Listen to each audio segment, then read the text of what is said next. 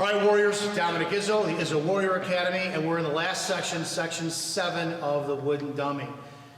Keep in mind, this entire dummy form is my form. It's what was taught to me by two Sifus, or reviewed by two. Some things have changed. Some people add in their own things. Some people add in, some people take out their stuff. I've said it before too.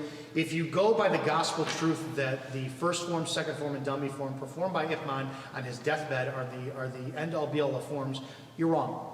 You're wrong. And it's no insult to lineage or tradition. It's just you had a guy who was in his 70s, is dying of cancer, and he did it 2 weeks before his deathbed. So he was not all there physically or mentally to do these forms.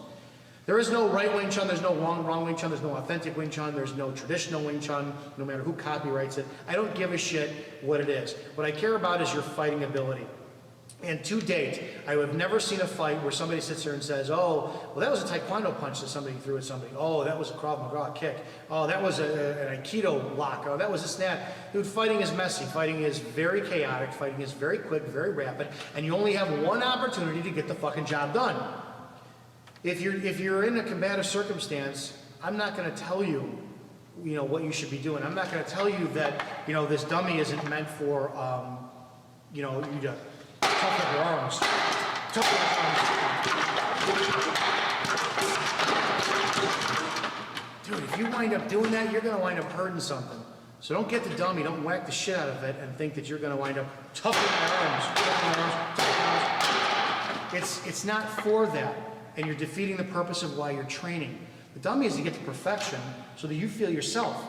And you feel, okay, I may be uncomfortable here. How do I adjust my body? No, it's not going to work. Let that go. That's a more natural position for me. It's a violation of the dummy form, but now I see where my body works on that. It's all about self-study.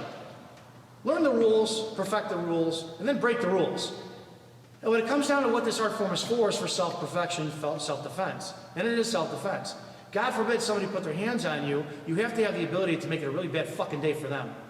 You need to be violence personified, destructive, devastating, and end the fight as quickly as possible by whatever means that you dictate or dictated at that time. Circumstances dictate tactics. By no means am I advocating violence, but I'm advocating you finish the fight to keep yourself safe. That said, the dummy section, you can't keep this last section or any sections as a sequence of things. We start off, with a die bomb.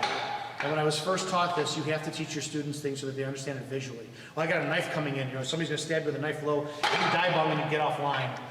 Well, if you stick to that type of training and you stick to that concept, and you are always put in that fundamental state of mind that this is this and that is that, your Wing Chun is gonna be crap. You're gonna go test your Wing Chun, you're gonna get your ass kicked, and then you're gonna go, I should be doing Brazilian Jiu-Jitsu instead.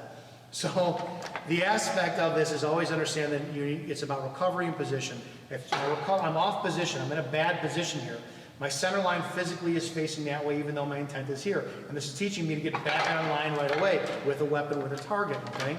So that's what 90% of this dummy form is about recovery, repositioning, and then understanding your ability to deliver maximum intensive power into an object from a position that you're not comfortable with, okay? Go.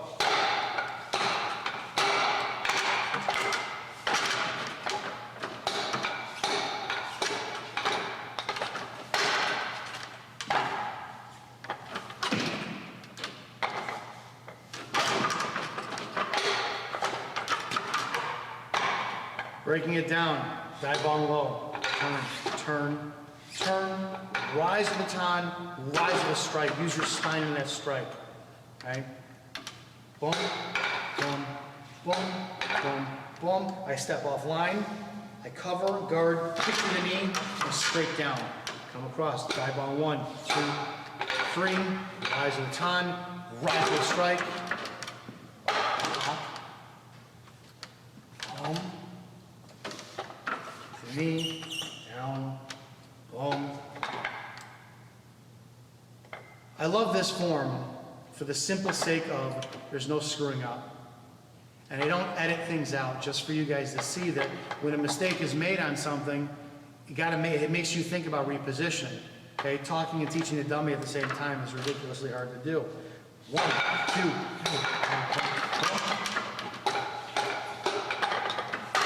3. And again, the finish of the dummy, finish of the section is here. Gone south, in south, here, boom, boom. So I'm gonna leave that added in to show you that as long as you are fluid in the concepts, there's no screwing up. Sure, you're gonna screw up the sequence, but you have to remind yourself of what the ultimate goal is. It's to reposition, re-attack, and go into the dummy at all costs, okay?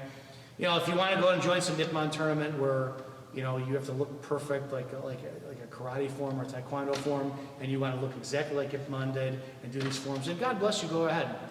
I wanna learn what my body is telling me, get offline, get back online, get that energy, create that energy, put it into the dummy, and then once I do, am I able to absorb it back in me, get in a bad position, and put it back into the dummy. That's what all this is about.